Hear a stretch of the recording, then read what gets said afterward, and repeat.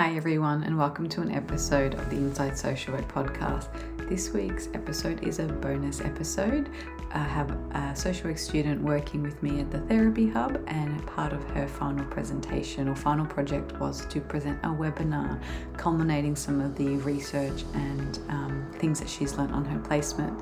So Piera presented this webinar a little while ago on understanding anxiety, in particular understanding anxiety in teens. So if you're a parent of teens or you work somewhere like a school or a youth centre with teens, then this will be a really good episode for you to understand some of the signs and symptoms and how to have a conversation with a young person around anxiety. Thanks for listening, and I hope you enjoy this little bonus episode.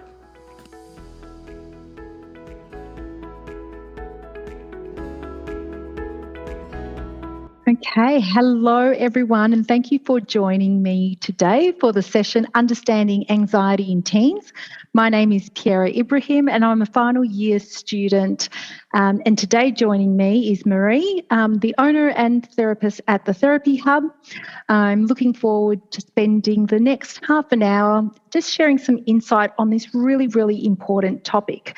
And I'll also be asking you for some feedback via the chat box. So as I begin my presentation, I'm now going to turn my video off, as I would really like for you to focus on the content in front of you. So let me just see.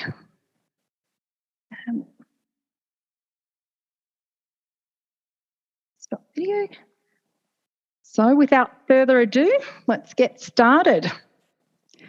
Okay, so just to begin this webinar, I just wanted to welcome everyone here today. The Therapy Hub is committed to cultivating inclusive environments, and so we celebrate, value and include people of all backgrounds, genders, sexuality, culture, bodies and abilities. And I also want to pay my respect and acknowledge Aboriginal and Torres Strait Islander people and communities as the traditional custodians of the land which I'm working on today, and I pay my respects to elders past, present and emerging. So in today's webinar, what I would like to be covering is what is anxiety and actually what causes anxiety. And I'm also going to like to talk about how to identify anxiety in teens, and I'll be speaking about the symptoms that commonly teens might be able to display. And also I'm going to be covering tips on how to initiate a conversation with your teen about their anxiety. And I'll move into also covering self-help strategies just to promote relaxation and help to reduce anxiety in your teens. And lastly, I'm going to be covering how to know when your child may need professional help and what are the options available. So what is anxiety? So we've heard it floating around a lot. I'm anxious, or I'm feeling anxious, or I have anxiety. But what is anxiety really? Now, anxiety is a normal human experience, and we all feel anxiety. In fact, it can actually be helpful when anticipating frightening situations. And so this is because the physical symptoms of anxiety are coming from your body's nervous system response, which is a natural reaction to a feeling of fear or worry about what's to come. So you may also see how your teen deals with feelings of anxiety, particularly when they are responding to a stressful situation. So it's a feeling of fear or apprehension about what's to come.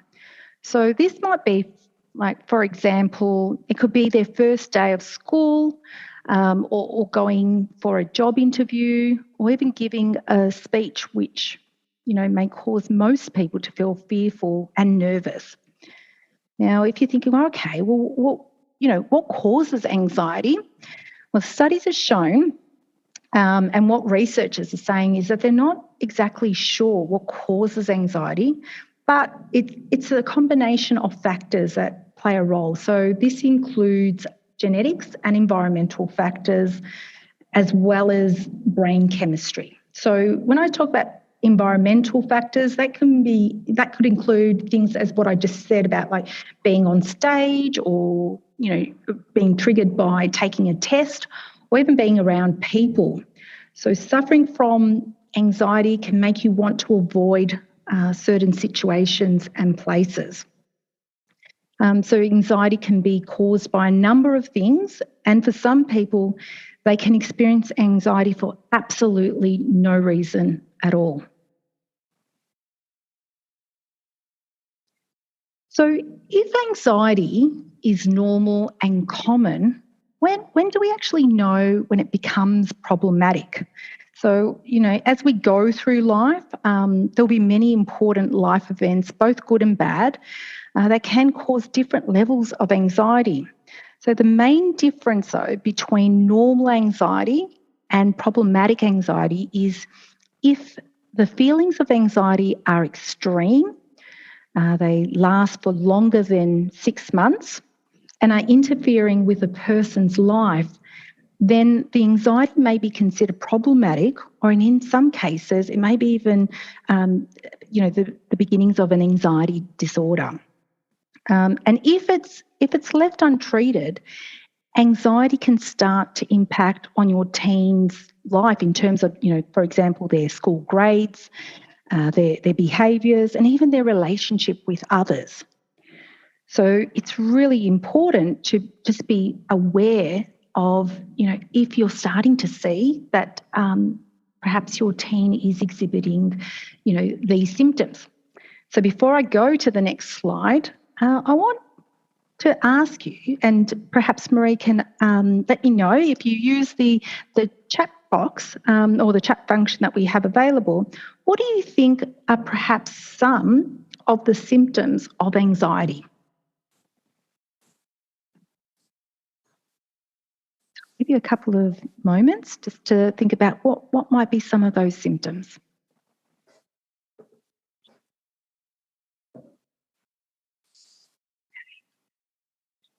There we go. So Marie's got coming through. Okay, wobbly legs. Yes, yep, sweaty hands. Yep, shortness of breath. Great. Yes, butterflies in stomach.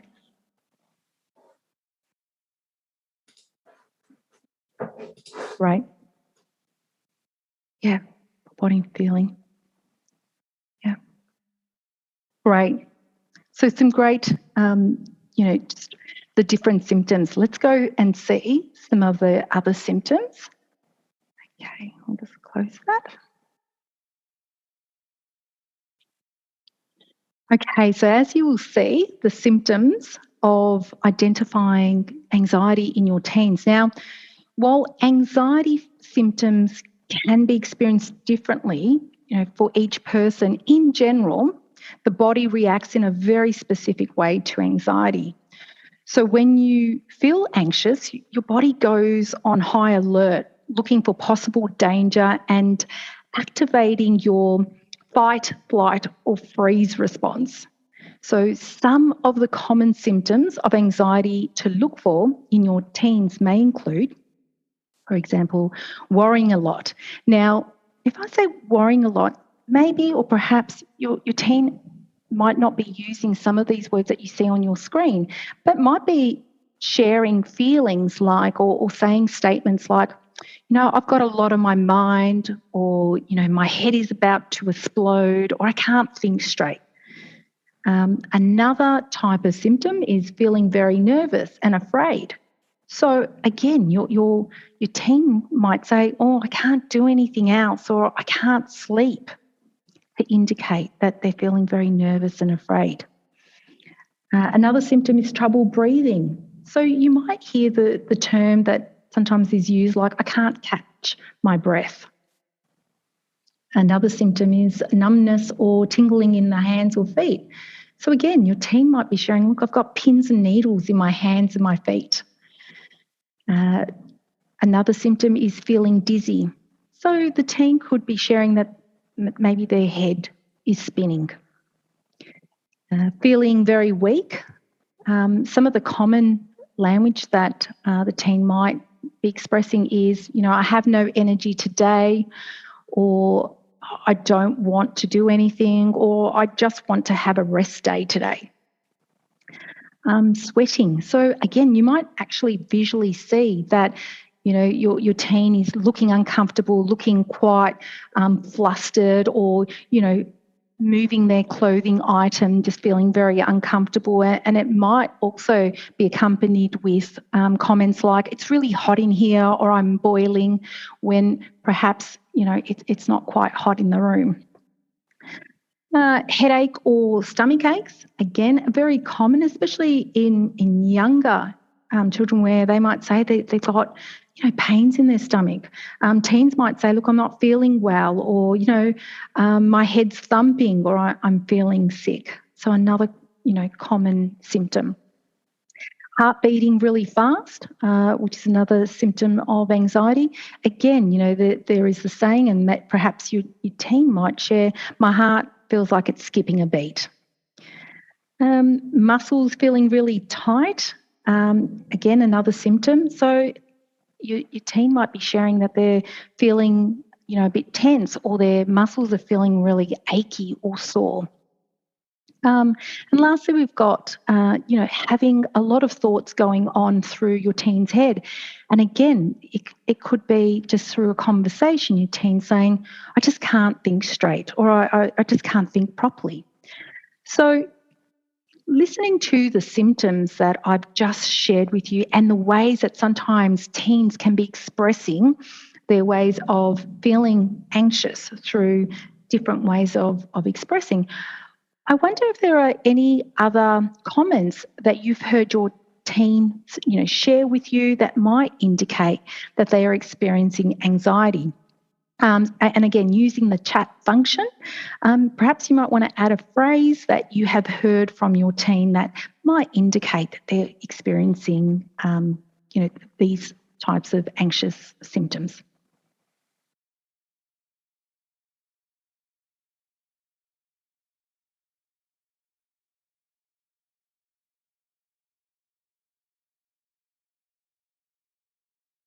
Okay, chat's coming through. Don't want to go outside. Yep, those people are there. Sometimes I work with because they can't sleep because they have too many thoughts and worries. Yes, really common type of statement from teens. Is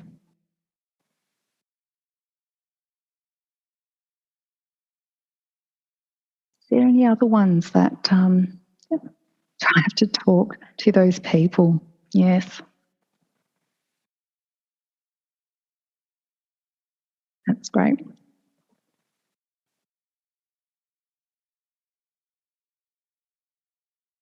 All right. Yep, avoiding places and not being able to say why. Yep. And yep, great, Lisa, as well. I'm going to go and sit over there. Yep. So we can see, and just by looking at these examples, and even in the chat function, of ways that teens can express when they're feeling anxious, and being just aware and mindful of that. So when it looks, about perhaps, just initiating a conversation with your teens about their anxiety, the Gottman Institute came up with the 5 steps of emotional coaching that really marries well in how to go about in actually initiating these type of conversations. So I'll just go through the different steps. So the step 1 is about being aware of your child's emotions.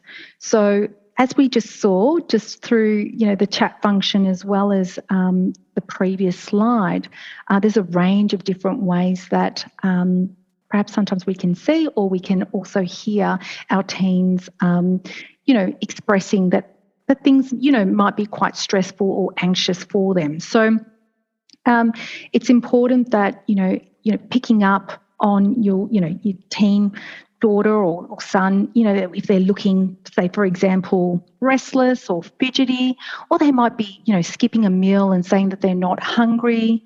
complaining of a headache, just any of those which could indicate that they're feeling stressed and anxious. So being aware is really important. The second step is recognizing the emotion as an opportunity for connection. So this is where, showing your child, I guess the respect and understanding in the moment when they feel misunderstood or upset or frustrated, and finding, I guess, the appropriate time to talk through their feelings with them and try to understand their source. Where is it coming from for them?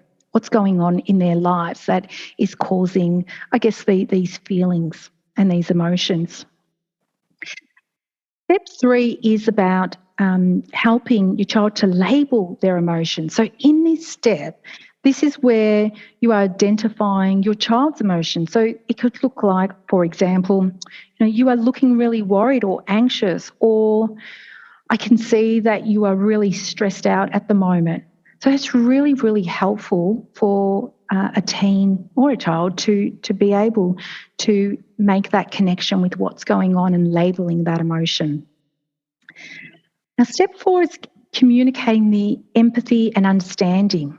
So this is a really, really important step because it's important that you're not dismissing your child's feeling.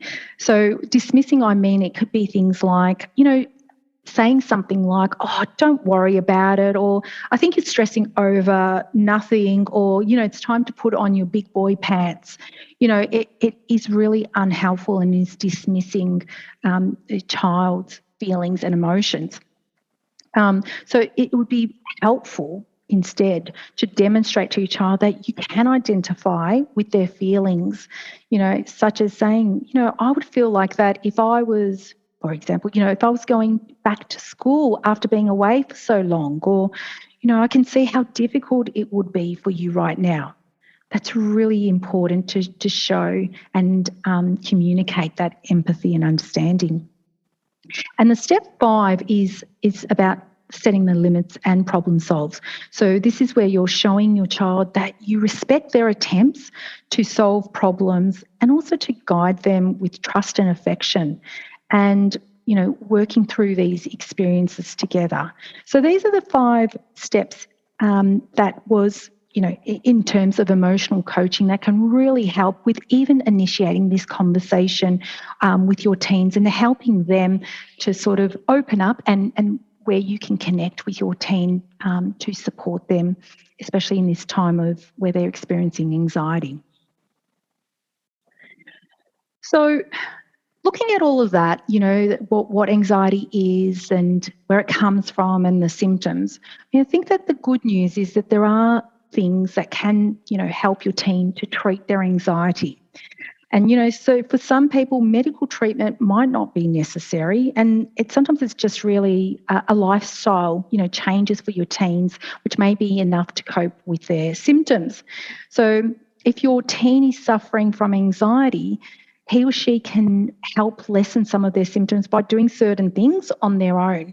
So simple lifestyle changes that they can, perhaps do at home or outdoors can help further alleviate, their anxiety.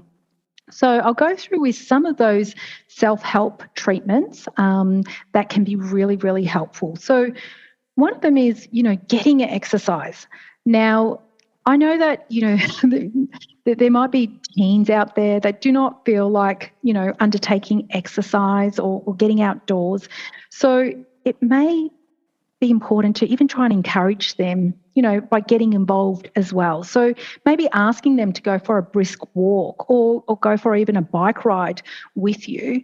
And, if you know the teen in your life and what works and what helps them encourage, it could be a simple encouragement like saying, okay, let's go to the local shops and we can get a bubble drink, if we go for a walk there or a bike ride. I think it's important to try setting up an exercise routine with them that you can follow, or they can follow most days or all days of the week, because as we know, exercise, it releases natural endorphins, that feel-good feeling. So getting them out, getting some exercise in them, it really helps them to reduce their stress and their anxiety. Avoiding alcohol, smoking, and recreational drugs, because what we do know and what research shows is using alcohol or drugs or smoking can cause or increase your teens' anxiety. Now, that can be a really sensitive topic with your teens, and if they are having trouble quitting, I mean, it's important to speak to them about perhaps seeing their local doctor or their family doctor, or to look for a support group for your teen that might help.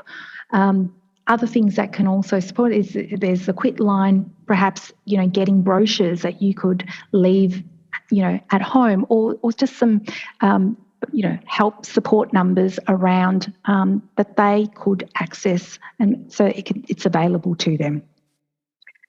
Reducing or eliminating the consumption of caffeinated drinks. So that caffeinated beverages that I'm talking about, it also includes coffee, tea, energy drinks, because they can actually make anxiety worse. So if you see that your teen may rely on these type of drinks, especially energy drinks, can be quite popular amongst teens, you might want to discuss with your teens, healthy alternatives, like perhaps replacing an energy drink with a drink, the Barocca drinks, or even stocking up suitable, healthier options like drinks, in your fridge. So again, it might be healthy options that are more available to them. Trying relaxation and stress management techniques. I mean, these self-help strategies sometimes is often met with resistance from teens, especially when it's about relaxation and stress management techniques. So you might like to encourage your teen to participate in meditation, perhaps together, or you can help them practice visualization techniques, especially if they are having difficulties relaxing, their minds. Or you might do like an online yoga with them. All of these really help promote relaxation, and it reduces anxiety. But if your teen is rejecting all of these options that I've just covered in terms of yoga, positive visualization techniques or meditation, then there are wonderful relaxation apps that a lot of these, there are quite free, accessible apps like Smiling Minds, Calm, Headspace also has one. Another one is called Stop Panic and Anxiety Self-Help. And another one it's called Colourify, which is about even just colouring in. So where you can do that on your app, and it can just help shift that mind in doing something relaxing. And another self-help strategy is getting enough sleep. And a lack of sleep, as we know, can increase your teens' feeling of restlessness and anxiety. And so if they're having trouble sleeping, again, it's important to speak or get them to see their doctor for help, just to see if there's any underlying issues that could be tested through a blood test, or might need some support, or even natural remedies like melatonin. But again, it's something that perhaps if it's really impacting on your teen's life, to really explore what's going on if they're not getting enough sleep. And again, you might also want to encourage electronics to be switched off an hour before bedtime. And again, I know it can be quite tricky with teens, but again, studies have shown that the blue light from these electronics, whether it's the iPhone, it actually impacts the ability for people who produce natural melatonin, that sleepiness feeling. It is hindered when electronics are used just before bedtime. So if those I just went through those self-help strategies, but again, there might come a time where that's not enough, or self-help strategies can go in conjunction with professional help. So there are different options. There's mental health therapy. So that's where, talking with a therapist can help your teen with treating their anxiety. And, a therapist can help someone suffering from anxiety learn how to better cope with their symptoms, so that, they are not as intense, and it's also be helpful to talk about their triggers to see, why it's causing anxiety for your teen. So that could be, really helpful in mitigating those anxious feelings. Medication, as I mentioned, it won't cure anxiety, but it can help to decrease the symptoms. And so medication typically used to treat anxiety includes, antidepressants and sedatives. And they work to, balance brain chemistry, or prevent episodes of anxiety or ward off most severe symptoms of, especially in anxiety disorders. So again, it's what the GP would discuss if that would be needed. And another option is free mental health services. So there are many free, like 7 days a week, 24 hours a day, help, phone services available, which I'll just go now to. So these are all free mental health supports. And I think it's that if, your teen feels like, anxiety is more than it should be, or it's starting to affect certain areas of your teen's life, then it's really important that just to get the ball rolling, even if that means, again, reaching out to your GP or accessing these free mental health support services, or even, at school, there's sometimes support wellbeing staff that they might feel more comfortable in discussing. And as you can see, even, for example, like Partners in Wellbeing, it's a free phone-based service that people can contact if they need support at this time, especially with this pandemic and knowing that it's really having an impact on teens' mental health at the moment. So even if they're feeling, just a bit down or overwhelmed, worried or nervous, or just wanting some support over the phone, these are services that are available to them. But again, if you are concerned that your teen is at immediate risk of suicide or self-harm, again, always encouraged to, call 000 and ask for support and assistance.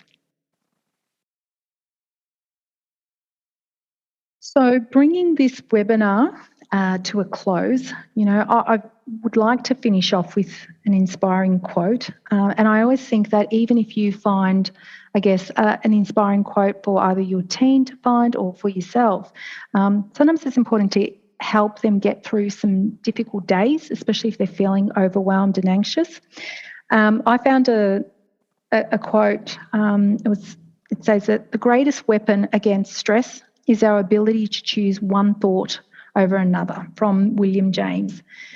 And I think that sometimes having something to hold on to, an inspiring quote, can also help, with these positive affirmations. So that could also be another thing to include in helping to support your teens, of having some, positive affirmations or written statements around the home, to get through sometimes those difficult days. So I'll leave it open to see if there is any questions of what I've covered today.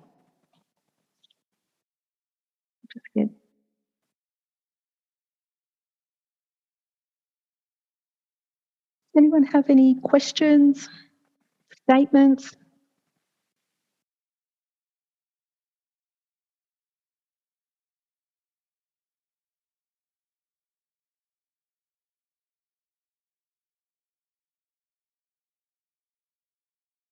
Okay. So are there any tips for parents or teachers on how to manage their anxiety when they're worried about a teen? A very good question. So in regards to tips for parents or teachers on how to manage their anxiety, I think it's important to get help themselves, because I always say sometimes you don't know what you don't know. So it might be, again, being able to, it could be speaking to a doctor, a GP or a therapist, the wellbeing officer, at seeing, what are supports out there for that teen. I've got here, making the referral was easy by getting them to engage is very difficult. I'm a social worker working. Yes. Look, I have heard that sometimes teens don't want to engage with actual staff, at the school, because whatever then sometimes they're going through, they have to see that person. There is, again, different services that, are available. I've just got Lisa. So it says if some of these anxious symptoms have been slowly worsening 6 months or more, is that when? Absolutely. So as I mentioned, in when it becomes problematic, if it is slowly getting worse, and especially that it's over 6 months, it's really important that they are seeking some professional help, again through a GP, getting a mental health plan, seeing what supports are available. There's Headspace, especially for the teens, and seeing if they can get access to see a mental health therapist to support them, because as I mentioned in my previous slides, that it will get worse if left untreated.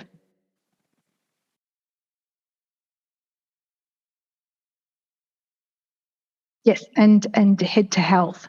And fine. So we could, after the session, there are many different, finding a psychologist. Psychology Today has quite a range of different counsellors, social workers, psychologists that you can reach out and see their availability to get that help and support.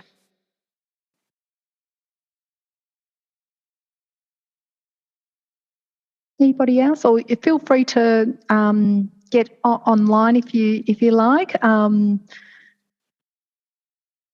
Okay. So Marie's got, if anxiety is normal, what are some of the ways to support a teen to sit with their anxiety, not be scared of developing an anxiety disorder? So in terms of, again, as I mentioned, that anxiety that we all experience, that it's looking at perhaps maybe what are their triggers, what is going on for them that is creating this anxious feeling, how long it's been going for, and what are the things that they could possibly do. So as I mentioned in the previous slides, there's some different ways, through, again, meditation, mindfulness and activities. There's those apps that I mentioned about being calm, to allow them to say, okay, it's just a thought, and that my thoughts don't necessarily mean that they're real, that they're just thoughts. So allowing them to have things to, I guess, do some things that they enjoy doing, and finding ways that are relaxing for them. But again, if it's getting worse and it's becoming problematic and it's impacting their lives, that's when it's important for them to start reaching out for that support, that professional support, whether it is from school, from their GP, sometimes a local community. There's a lot of youth organisations and things that are online to see different ways they can get support.